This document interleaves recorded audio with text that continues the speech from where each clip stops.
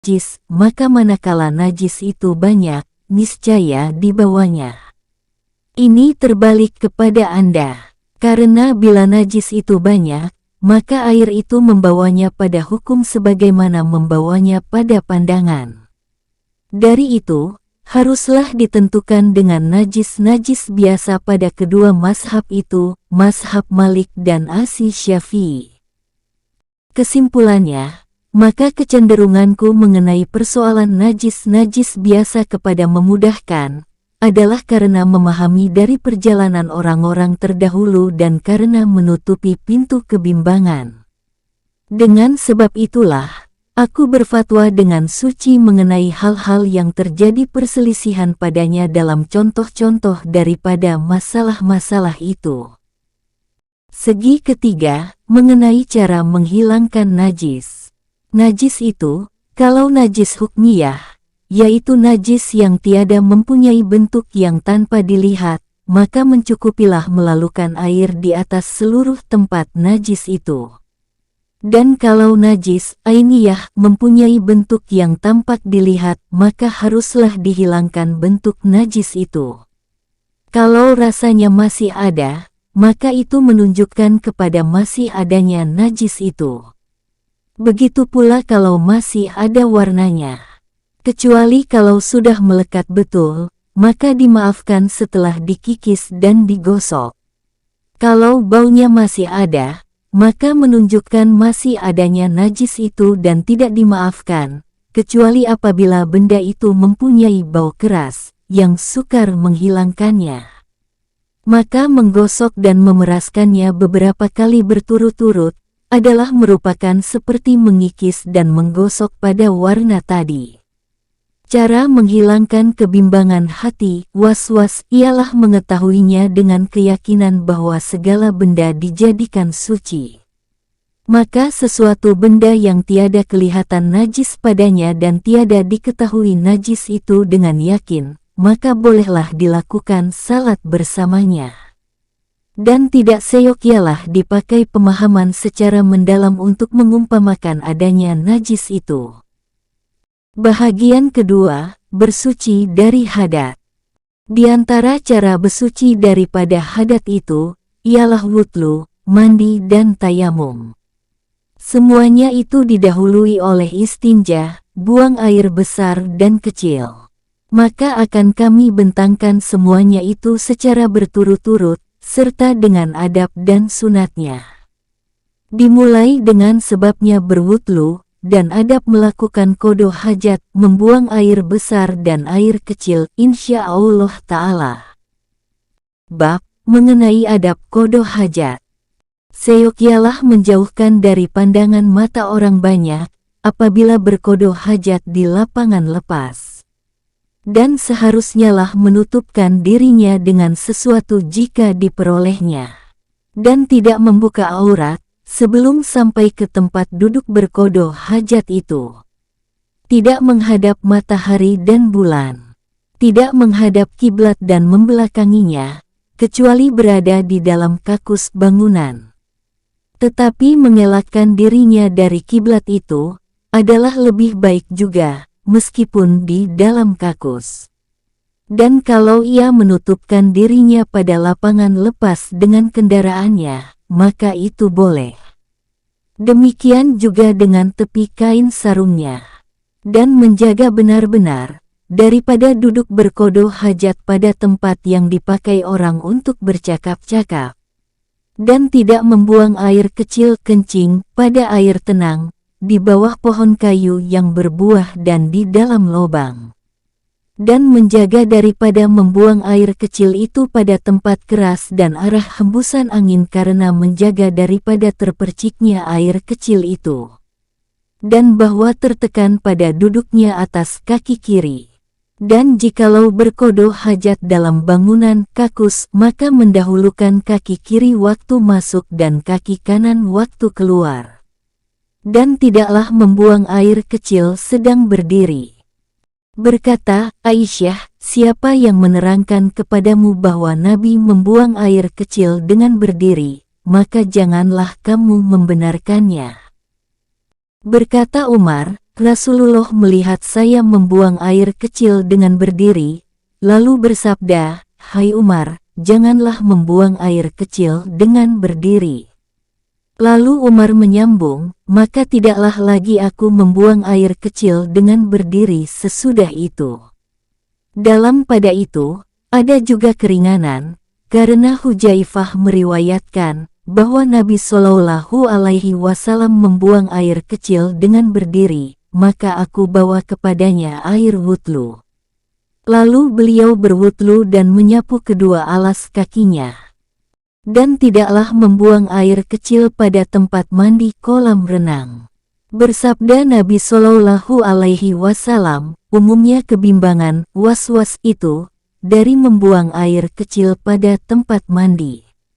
Berkata Ibnul Mubarak, diberi kelapangan membuang air kecil di tempat mandi, apabila dilalukan air disiram, demikian diterangkan oleh At-Tirmidzi. Bersabda Nabi Shallallahu Alaihi Wasallam, janganlah membuang air kecil seorang kamu pada tempat permandian, kemudian berwudhu padanya. Karena umumnya kebimbangan hati itu daripadanya. Berkata Ibnul Mubarak, kalau air itu mengalir, maka tidak mengapa. Dan tidaklah membawa ke tempat berkodoh hajat, sesuatu yang ada padanya nama Allah atau nama Rasul Shallallahu Alaihi Wasallam. Dan tidaklah memasuki kakus dengan kepala terbuka.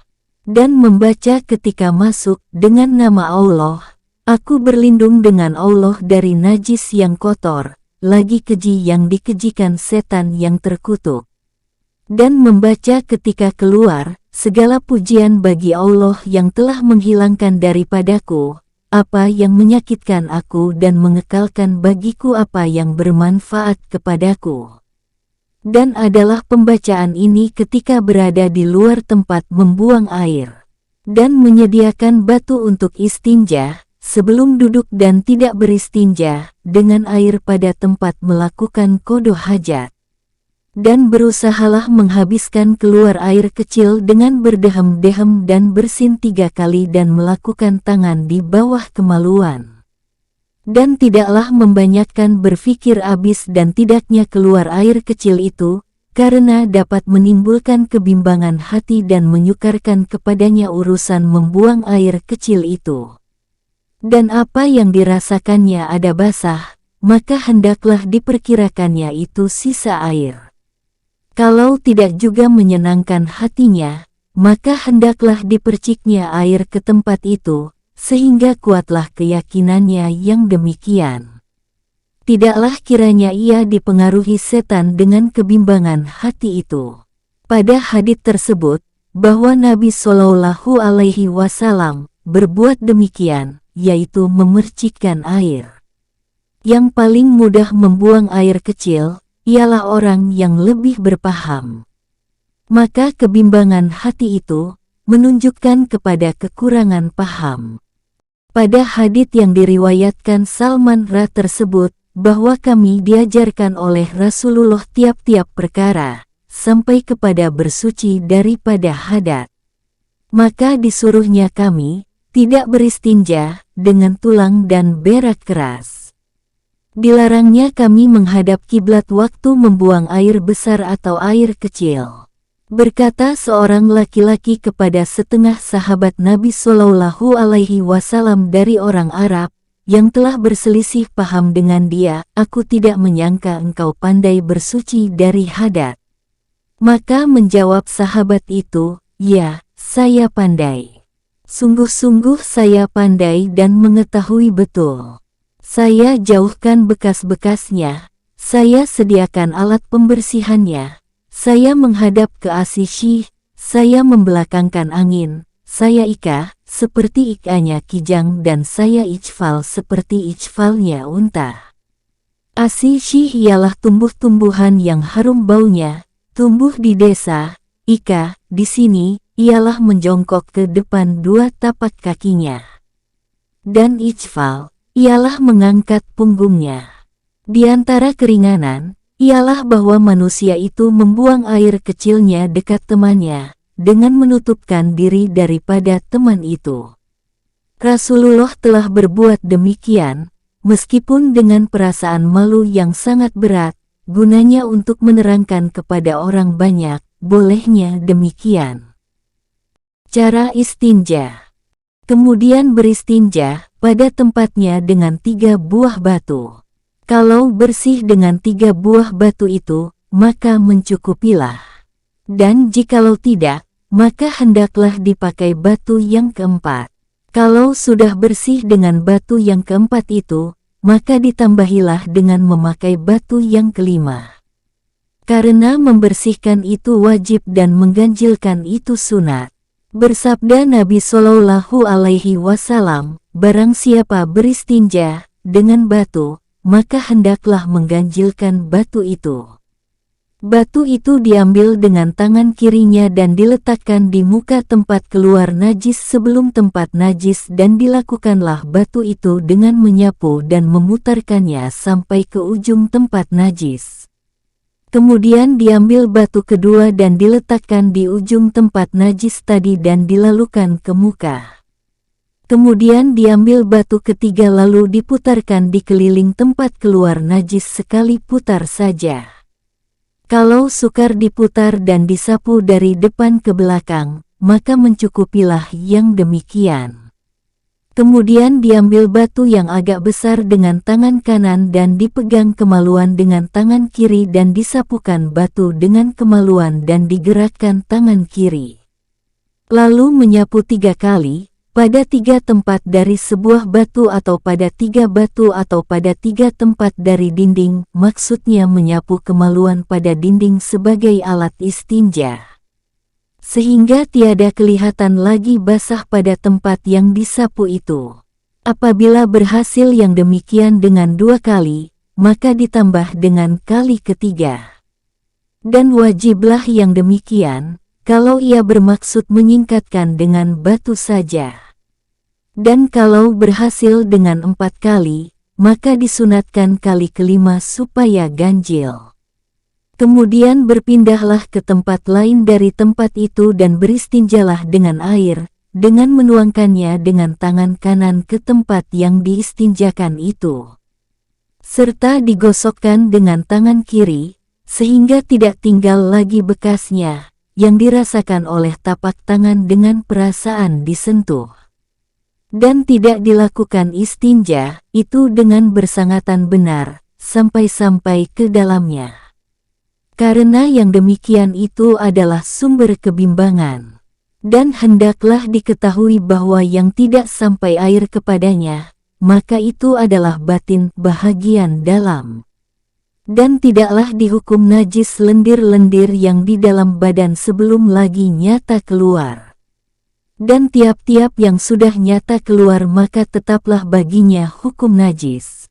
Batas ukuran sudah nyata keluar, ialah sampai air kepadanya. Maka air itu menghilangkannya. Dan tidak ada arti bagi kebimbangan. Dibacakan setelah selesai daripada istinja, ya Allah, ya Tuhanku, sucikanlah hatiku daripada nifak bermuka 2, dan peliharakanlah kemaluanku dari kekejian. Digosokkannya tangannya pada dinding atau pada tanah, untuk menghilangkan bau kalau masih ada. Mengumpulkan antara air dan batu itu sunat. Diriwayatkan, bahwa tatkala turun firman Allah Ta'ala, di dalamnya ada beberapa orang yang ingin membersihkan diri. Allah menyukai orang-orang yang bersih. S9 At-Taubah ayat 108. Lalu bertanya Rasulullah kepada penduduk Kuba, bersuci yang manakah yang dipuji Allah akan kamu dengan sebab bersuci itu? Maka mereka itu menjawab, kami kumpulkan di antara air dan batu. Cara wudhu. Apabila telah selesai daripada istinja, maka dikerjakan wudhu. Tidak pernah sekali-kali Rasulullah dilihat keluar dari kakus, melainkan terus berwudhu. Dimulai dengan menggosok gigi, bersugi, bersabda Nabi Shallallahu Alaihi Wasallam, mulutmu itu adalah jalan Al-Quran, maka buatkanlah dia baik dengan bersugi. Seyogialah diniatkan ketika menggosok gigi itu, membersihkan mulut untuk membaca Al-Quran dan berzikir kepada Allah, menyebutkan nama Allah di dalam salat. Bersabda Nabi Shallallahu Alaihi Wasallam, satu salat sesudah bersugi adalah lebih utama daripada 75 salat dengan tidak bersugi. Dan bersabda Nabi Shallallahu Alaihi Wasallam, jikalau tidak aku takut kesukaran kepada umatku, niscaya aku suruh mereka dengan bersugi tiap-tiap salat. Bersabda Nabi Shallallahu Alaihi Wasallam, aku tidak ingin melihat kamu masuk ke tempatku dengan gigi kuning. Dari itu bersugilah. Adalah Nabi Shallallahu Alaihi Wasallam bersugi pada malam hari beberapa kali. Dari Ibnu Abbas diriwayatkan bahwa ia menerangkan, selalulah Rasulullah menyuruh kamu menggosok gigi, sehingga kami menyangka akan turun sesuatu mengenai bersugi itu kepadanya.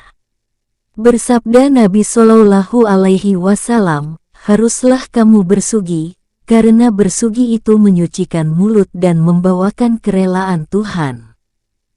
Berkata Ali bin Abi Thalib, bersugi itu menambah terpelihara kesehatan dan menghilangkan dahak.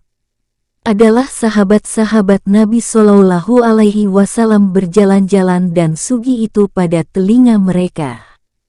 Caranya ialah bersugi itu dengan kayu arak atau dengan ranting kayu-kayu yang lain, di mana kayu itu kesat dan menghilangkan daki gigi. Bersugi itu pada lintang dan menurut panjang dari gigi. Jika diringkaskan, maka menurut lintangnya saja. Disunahkan bersugi pada tiap-tiap salat dan pada tiap-tiap wudhu, meskipun tidak melakukan salat sesudah wudhu itu. Dan ketika berubah bau mulut dengan sebab tidur atau lama berdiam diri atau memakan sesuatu yang tiada enak baunya. Kemudian, setelah selesai daripada bersugi, duduklah untuk berwudhu dengan menghadap kiblat dan membacakan Bismillahirrohmanirrohim. Bersabda Nabi Shallallahu Alaihi Wasallam, tiada wudhu bagi siapa yang tiada membaca Bismillah. Artinya, tiada wudhu yang sempurna. Dan membaca doa ketika itu, yaitu, aku berlindung dengan Engkau daripada gangguan setan dan aku berlindung dengan Engkau ya Tuhan, daripada kedatangan setan itu kepadaku. Kemudian membasuh kedua tangan 3 kali, sebelum memasukkannya ke dalam tempat air. Dan membacakan doa, yang bunyinya, ya Allah ya Tuhanku, aku bermohon kepadamu kebahagiaan dan keberkatan, aku berlindung dengan Engkau daripada kecelakaan dan kebinasaan. Kemudian diniatkan mengangkat hadat atau membolehkan salat dan mengekalkan niat itu sampai kepada membasuh muka. Jikalau lupa berniat ketika pada muka, niscaya tidak boleh.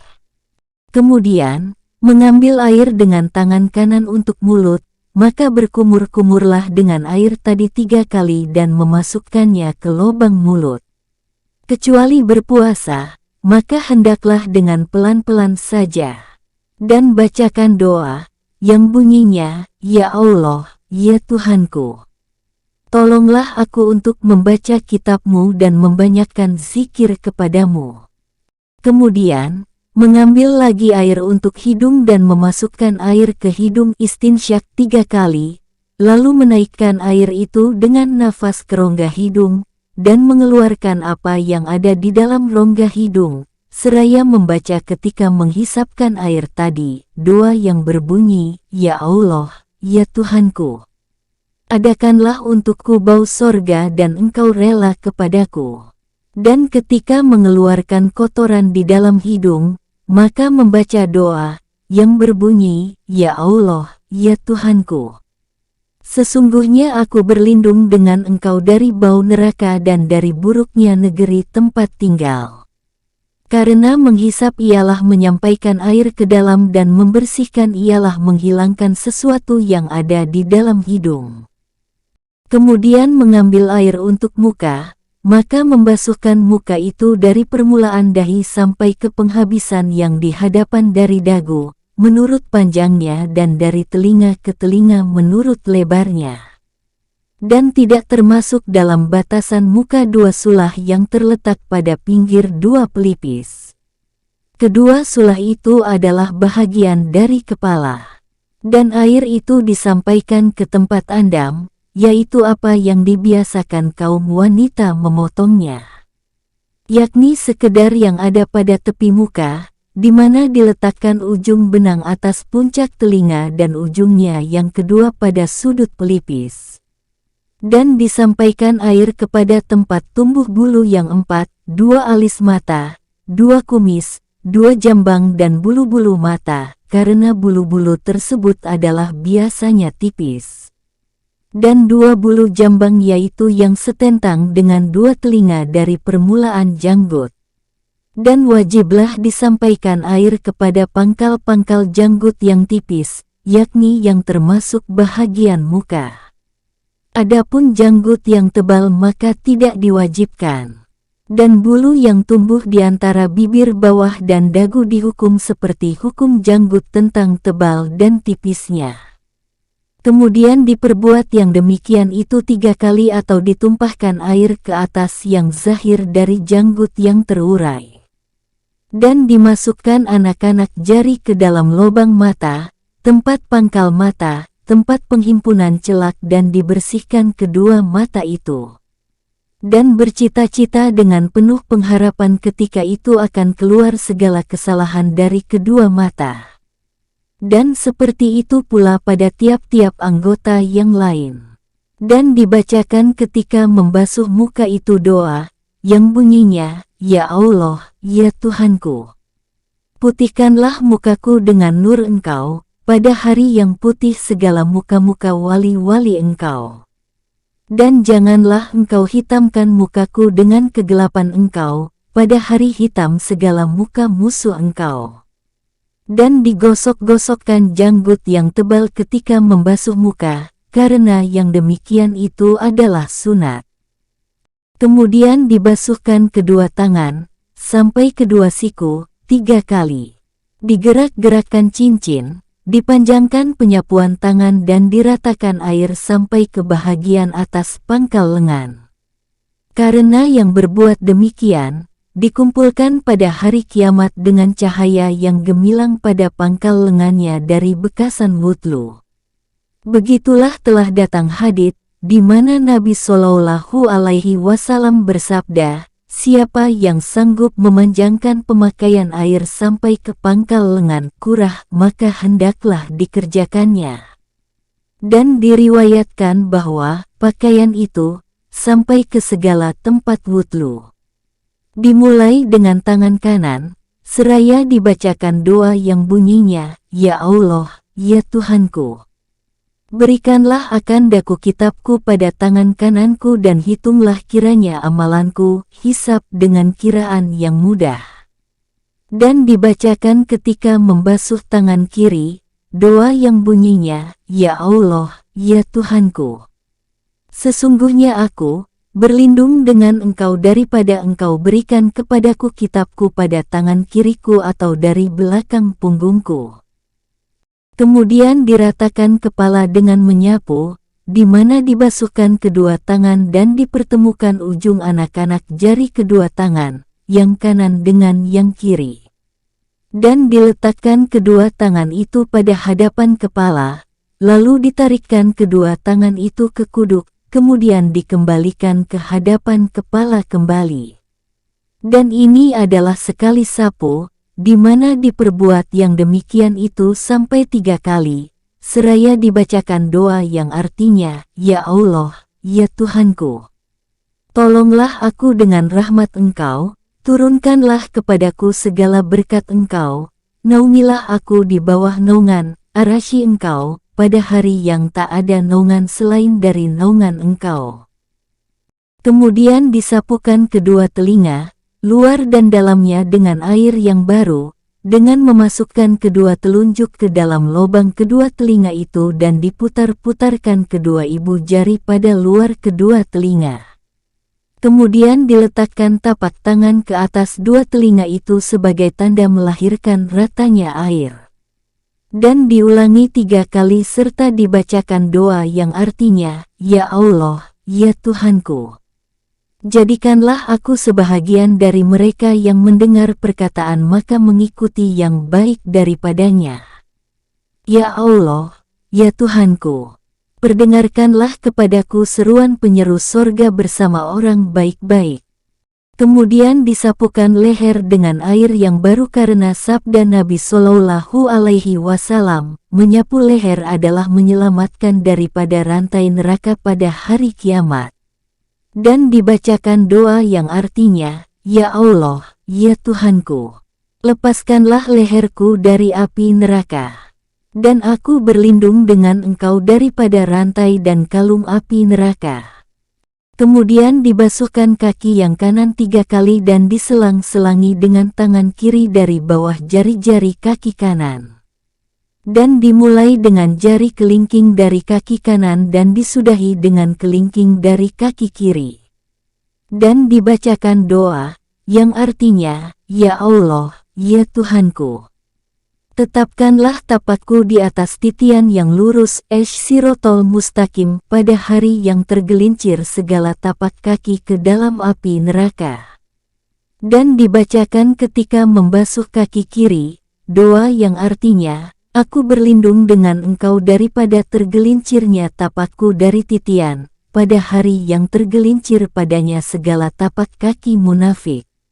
Dan naikkan air sampai ke tengah-tengah 2 betis.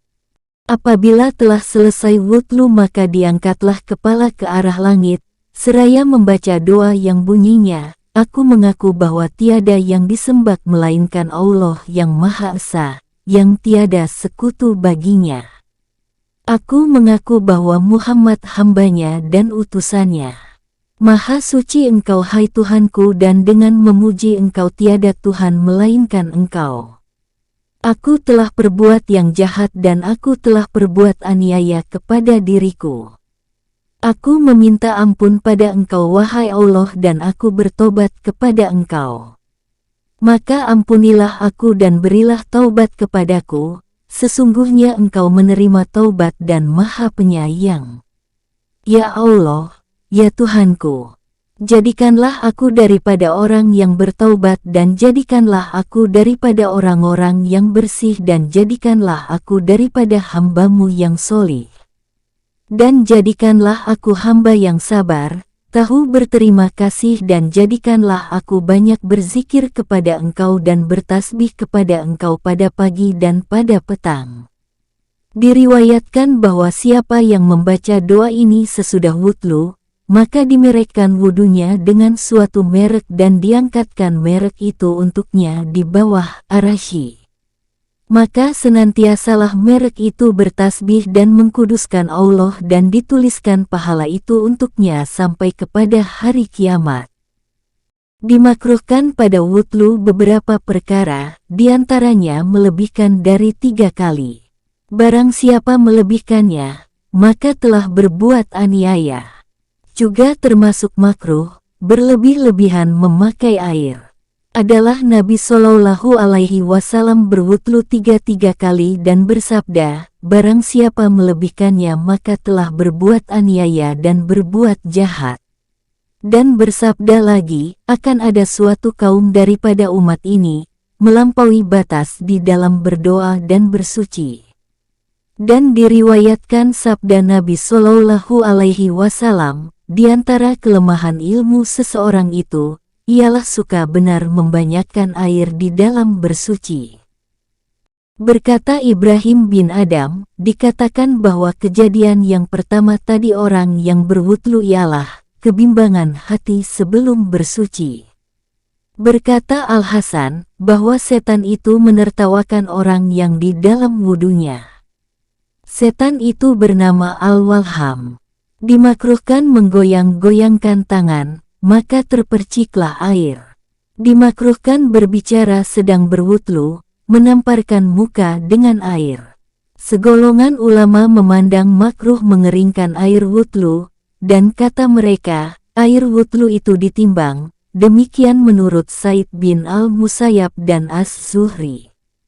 Tetapi diriwayatkan oleh Ma'asra bahwa Nabi Shallallahu Alaihi Wasallam menyapu mukanya dengan tepi kainnya.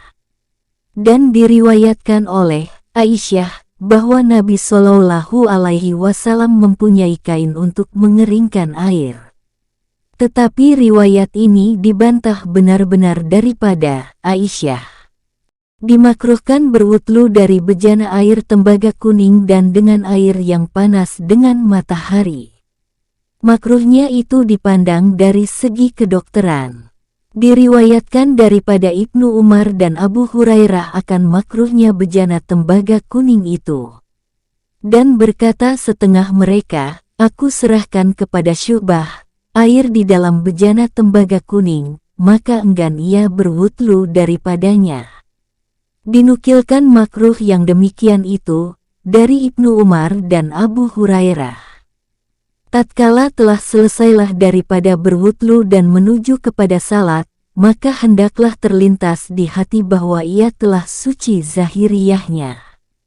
Dan zahiriyah itu adalah tempat pandangan orang ramai. Maka seyogyanya ia merasa malu bermunajah, berbicara dengan berbisik dengan Allah Ta'ala tanpa mensucikan hatinya, yang menjadi tempat pandangan Tuhan yang Maha Suci. Dan hendaklah ia yakin bahwa kesucian hati itu dengan bertaubat, menjauhkan diri daripada budi pekerti yang tercela. Dan bertingkah laku dengan budi pekerti terpuji, adalah lebih utama. Orang yang menyingkatkan kepada kesucian zahiriyah saja, adalah seumpama orang yang bermaksud mengundang seorang raja ke rumahnya, di mana rumahnya itu dibiarkan penuh dengan kotoran dan hanya bergiat mencat pintu luar dari rumah. Alangkah tepatnya orang yang seperti lelaki ini mendapat cacian dan makian. Allah yang Maha Suci dan yang Maha Tahu. Keutamaan wudhu. Bersabda Rasulullah, barang siapa berwudhu, lalu dibaguskannya wudunya dan dikerjakannya salat 2 rakaat di mana ia tidak berbicara dengan dirinya dalam wudhu dan salat itu, sesuatu dari hal duniawi, niscaya keluarlah dia daripada segala dosanya seperti hari ia dilahirkan oleh ibunya. Dan pada riwayat yang lain, dan ia tiada lalai di dalam wudhu dan salat itu, niscaya diampunkan apa yang telah terdahulu daripada dosanya. Bersabda Nabi Shallallahu Alaihi Wasallam pula, adakah tidak aku kabarkan kepadamu, dengan apa yang ditutupkan oleh Allah segala kesalahan dan diangkat ke derajat tinggi, yaitu, melengkapkan wudhu dengan terpeliharanya daripada yang makruh, mengangkatkan tapak kaki ke masjid dan menunggu salat sesudah salat. Maka kelengkapan wudhu itu 3 kali. Dan Nabi Shallallahu Alaihi Wasallam berwudhu sekali-sekali, seraya bersabda, inilah wudhu yang tidak diterima oleh Allah salat selain dengan ini. Dan Nabi Shallallahu Alaihi Wasallam berwudhu 2 kali, seraya bersabda, barang siapa berwudhu 2 kali, niscaya didatangkan oleh Allah kepadanya pahala 2 kali. Dan Nabi Shallallahu Alaihi Wasallam berwudhu 3 kali, seraya bersabda, inilah wudhuku dan wudhu nabi-nabi sebelumku dan wudhu kesayangan Tuhan, Ibrahim AS. Bersabda Nabi Shallallahu Alaihi Wasallam, barang siapa mengingati Allah ketika berwudhu, niscaya disucikan oleh Allah tubuhnya seluruhnya. Dan barang siapa tiada mengingati Allah, niscaya tiada disucikan oleh Allah daripada tubuhnya selain yang kena air saja. Bersabda Nabi Shallallahu Alaihi Wasallam, barang siapa berwudhu, di mana ia masih di dalam suci wudhu, niscaya dituliskan Allah baginya 10 kebaikan. Bersabda Nabi Shallallahu Alaihi Wasallam, berwudhu di atas wudhu artinya, masih lagi ada wudhu, maka itu adalah nur di atas nur. Hadis-hadis tadi semuanya adalah mengajak supaya membarukan wudhu, meskipun masih ada wudhu. Bersabda Nabi Shallallahu Alaihi Wasallam, apabila berwudlulah seorang hamba muslim, lalu ia berkumur-kumur, niscaya keluarlah segala kesalahan dari mulutnya. Dan apabila ia membersihkan hidungnya, maka keluarlah segala kesalahan dari hidungnya. Apabila ia membasuh mukanya, maka keluarlah segala kesalahan dari mukanya, sehingga keluarlah segala kesalahan itu dari pinggir bawah kedua matanya. Apabila ia membasuh kedua tangannya, niscaya keluarlah segala kesalahan dari kedua tangannya, sehingga keluarlah segala kesalahan itu dari bawah kuku-kukunya. Apabila ia menyapu kepalanya, niscaya keluarlah segala kesalahan dari kepalanya, sehingga keluarlah segala kesalahan itu dari bawah kedua telinganya. Dan apabila ia membasuh kedua kakinya, niscaya keluarlah segala kesalahan dari kedua kakinya, sehingga keluarlah dari bawah kuku-kuku kedua kakinya itu. Kemudian, adalah perjalanannya ke masjid dan salatnya itu sunat baginya. Diriwayatkan bahwa Nabi Shallallahu Alaihi Wasallam bersabda, sesungguhnya orang yang bersuci itu adalah seperti orang yang berpuasa. Bersabda Nabi Shallallahu Alaihi Wasallam, barang siapa berwudlu, lalu dibaguskannya wudlu itu, kemudian diangkatkannya matanya ke langit, lalu membaca, aku mengaku bahwasanya tiada yang disembah melainkan Allah yang Maha Esa, yang tiada sekutu baginya. Dan aku mengaku bahwa Muhammad hambanya dan rasulnya, niscaya dibukakan baginya pintu sorga 8, ia masuk kemana yang disukainya. Berkata Umarrah, sesungguhnya wudlu yang baik, mengusirkan setan daripada engkau. Berkata Mujahid, barang siapa sanggup tiada tidur malam, selain dia di dalam keadaan suci, berzikir dan bermohon keampunan Allah, maka hendaklah ia berbuat. Maka sesungguhnya segala nyawa itu dibangkitkan, di dalam keadaan waktu dia diambil dahulu. Cara mandi, yaitu, meletakkan tempat air di sebelah kanan, kemudian membaca bismillah, membasuhkan kedua tangan 3 kali, kemudian beristinja, seperti yang telah diterangkan dahulu caranya. Dan membuang najis pada badan jikalau ada, kemudian berwudlu seperti wudunya untuk salat, sebagaimana telah kami terangkan dahulu. Kecuali membasuh kedua tapak kaki, maka dikemudiankan. Karena membasuh kedua tapak kaki itu, kemudian meletakkan di atas tanah, adalah membuang-buang air saja.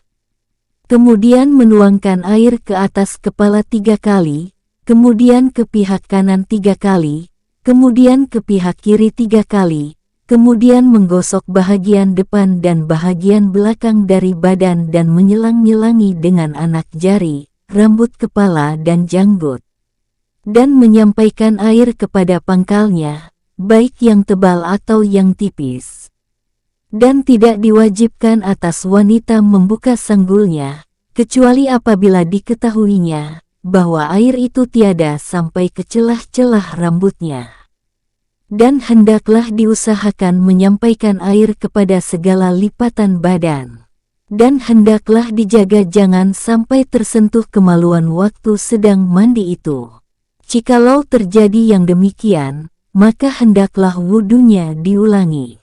Kalau sudah berwudlu sebelum mandi maka tidak usah diulangi lagi sesudah mandi.